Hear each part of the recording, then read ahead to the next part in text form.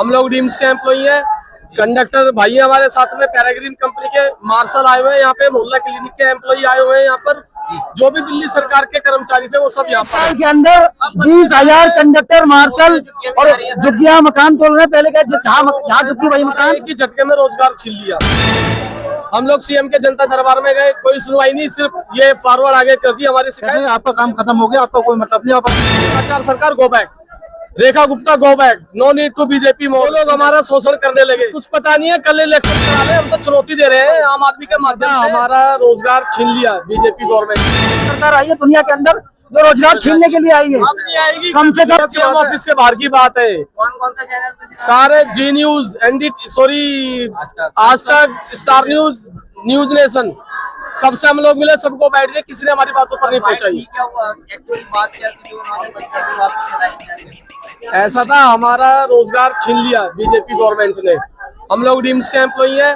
Conductor भाई हमारे साथ में पैराग्रीन कंपनी के मार्शल आए हुए हैं, यहाँ पे मोहल्ला क्लिनिक के एम्प्लॉई आए हुए हैं। यहाँ पर जो भी दिल्ली सरकार के कर्मचारी थे वो सब यहाँ पर हैं। हमारा एक ही झटके में रोजगार छीन लिया। हम लोग सीएम के जनता दरबार में गए, कोई सुनवाई नहीं, सिर्फ ये फॉरवर्ड आगे कर दी हमारी शिकायत कि हमने कंसिडरेशन ऑफिसर को थमा दी है। वो लोग हमारा शोषण करने लगे कि आप तो प्राइवेट हो, आप फलाना है, आप तो कर्मचारी नहीं थे, हम क्या करें तुम्हारे बारे में, हमें तुम्हारी जरूरत नहीं है। ऐसे अपमानित करें 15 साल की नौकरी के बाद। आज हम 50-50 साल के हो गए, कहाँ जाएंगे? हमें कौन रखेगा? कोई नहीं रखेगा। हमारे लिए बड़ी शर्मिंदगी की बात है। हमारा घर परिवार चल रहा था हमारे सब भाइयों का, सब खत्म कर दिया। अब क्या उम्मीद है आपको केजरीवाल सरकार जो है हम हमारी उम्मीद ये है हमारा रोजगार हमें वापस मिले और भ्रष्टाचार सरकार go back, Rekha Gupta go back, no need to BJP more in Delhi. But sir वो तो अभी 4 साल और राज करने वाली है। वो कुछ पता नहीं है। कल इलेक्शन करा ले, हम तो चुनौती दे रहे हैं आम आदमी के माध्यम से। आज वो इलेक्शन करा ले, कल करा ले, अगर एक भी सीट आ जाए बीजेपी की, एक भी नहीं आएगी, एक भी। आपको लगता है कि क्या नाम है, आपको चैलेंज एक्सेप्ट किया जाएगा? हम तो कह रहे हैं कर ले चैलेंज एक्सेप्ट। हम तो चाहते चैलेंज, अब अगर वो है ईमानदार है तो आ जाए। हमारे तो हो गए साहब ईमानदार, साबित सर्टिफाइड हो गए ना कोर्ट से। हमारे तो चुनौती देंगे, वो बेईमान होंगे, वो नहीं आएंगे। मगर अभी पता ये भी चला है कि सीबीआई वगैरह जो कह रही है हम जांच पड़ताल करते रहेंगे। सर कुछ भी नहीं होगा, तोते का पिंजरा, ये कहने की जरूरत नहीं। आप लोग भी वेल एजुकेटेड हो। रंजीत सिन्हा साहब ने कहा था तोते का पिंजरे का तोता, सॉरी पिंजरे का तोता है, साबित हो चुका है।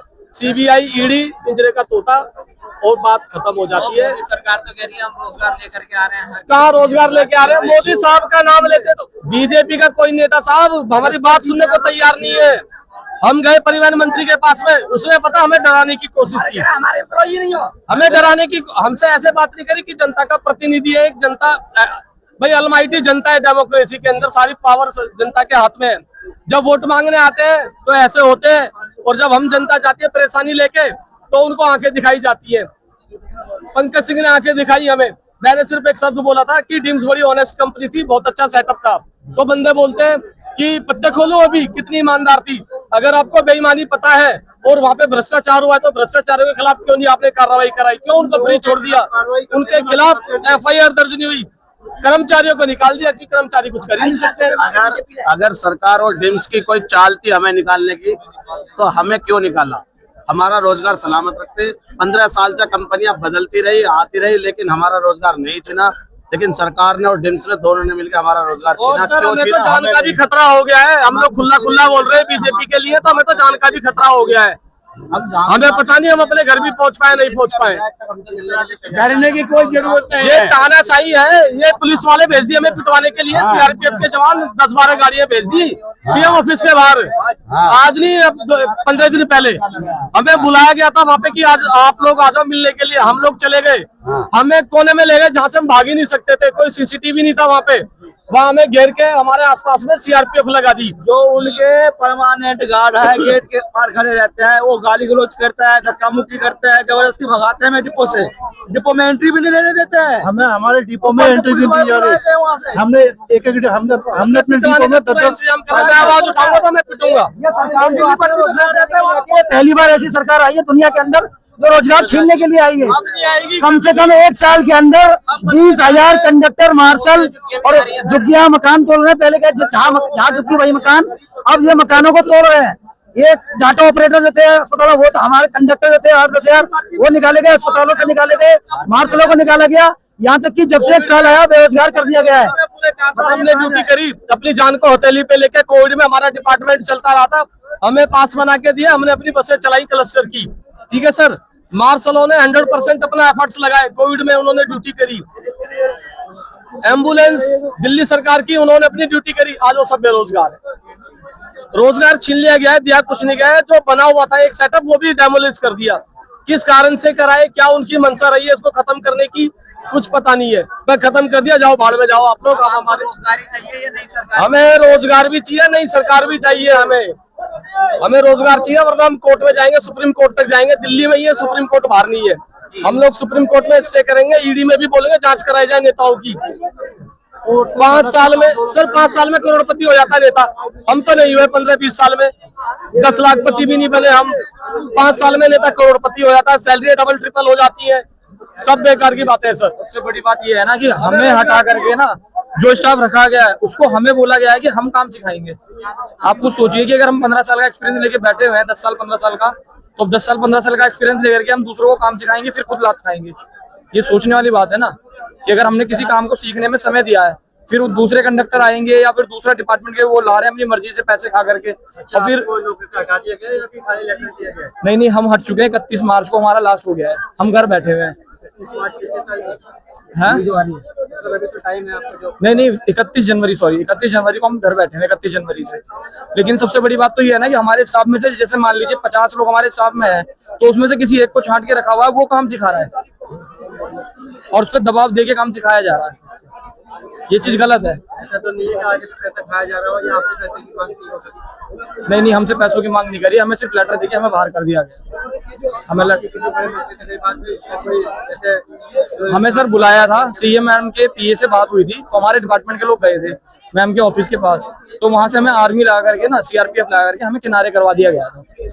वहां पर हमें धूप में खड़ा रखा था 12:30-1 बजे तक। उसके बाद दिल्ली पुलिस से 2-3 लोगों ने आकर के थोड़ी बदतमीजी से बात करी कि अगर आप जाओगे तो ठीक है, नहीं जाओगे तो तुम्हें लाठी के जोर में भेजेंगे। तो सर हम कोई पिटने तो आए नहीं थे, हम तो अपनी बात रखने आए थे। नहीं सुनी तो हम चले आए चुपचाप, क्या कर सकते हैं हम। दिल्ली गवर्नमेंट ने वहाँ पे डिपो में नीली वर्दी में बाउंसर खड़े रहते हैं। उन्होंने डीटीसी वालों ने हमसे कहा था कि हम आपसे साथ मिलकर काम करेंगे, लेकिन बस क्लस्टर के नाम पे चलती है। कागज जो है सो क्लस्टर का रहता है, टिकट क्लस्टर का रहता है, और उन्होंने अपने बंदे बिठा रखे हैं। और हम जब जाते हैं तो नीली वर्दी वाले हमारे साथ धक्का मुक्की करते हैं, मार के भगा देते हैं, वहां से जाने नहीं देते। और कुछ भी बोलो तो पुलिस वाले को बुला कर फिर भगा देते। नहीं, बिल्कुल नहीं, अंदर बिल्कुल नहीं जाते। हमारे डिपो में नहीं घुसने दिया जा रहा, वहाँ पुलिस फोर्स बैठा रखी है, वो हमें मारते। डीटीसी के एम्प्लॉई है, वो हमें एंट्री नहीं देते। कहते हैं आपका काम खत्म हो गया, आपका कोई मतलब नहीं, आप अपने घर जाओ, आपको निकल जाएगा। वो अपनी कार्रवाई करते हैं। हमारी बस में क्लस्टर के नाम से बस चलती है, वो बैठते हैं, हमारी टिकट वो फाड़ते हैं। आपने उनसे पूछा नहीं कि हमारी जगह पे इनको? उन्होंने बोला कि ऊपर से बात करो, अपने डीएम से बात करो। कौन है? आपने पूछा नहीं? ऊपर सर को सीधा सरकार के पास भेजते हैं। आपने रेखा गुप्ता से बात करी? रेखा तो सुनने के गवर्नमेंट में उन्होंने मिलने के लिए कहा था, फिर अगले दिन गया तो मिलने के लिए, तो फिर बोले मुझे तेरे को मतलब नहीं है। हाँ, हम तुम्हें जानते नहीं है। आज यहाँ तो 5,000 दिल्ली में छोड़ के क्या बता रही थी आप लोग? उसके बारे में तुझे भी कोई खबर नहीं है। कोई झूठ, सब झूठ है। कोई नई गाड़ी लॉन्च नहीं हुई है, सब झूठ है। नई गाड़ी कोई पुरानी गाड़ियों को ला के इकट्ठा करके, अरे कुछ नहीं, वो सब पहले तो आश्वासन दिया था हमें कि आप ही को रखा जाएगा, आप ही को रखा जाएगा। अब एकदम अचानक हमें निकाल दिया गया। ये दिल्ली गवर्नमेंट का आदेश आया था कि हम एकीकरण कर रहे हैं, तब हमसे भी ये कहा वीडियो भी गया था। मौजूद है रेखा गुप्ता जी की, इन्होंने कहा है कि आपको ही रखा जाएगा, आपका काम कहीं नहीं जाएगा, आपकी नौकरी कहीं नहीं जाएगी, और उसके बावजूद भी हमें निकाल दिया गया। ये वाला तो पहले हाँ, उनके साथ भी यही हुआ, उनके साथ भी यही धोखा हुआ। हाँ, आश्वासन उनके दिया साथ भी गया, हमें फरवरी तक हमें आश्वासन दिया गया कि आपको रखा जाएगा, आप चिंता मत करो। फरवरी के बाद 15 फरवरी के बाद हमें एकदम से हटा दिया गया। और जब हम लोग जाते हैं तो हमसे ये कहते हैं कि आपका कुछ नहीं हो सकता, आपका कॉन्ट्रैक्ट खत्म हो गया।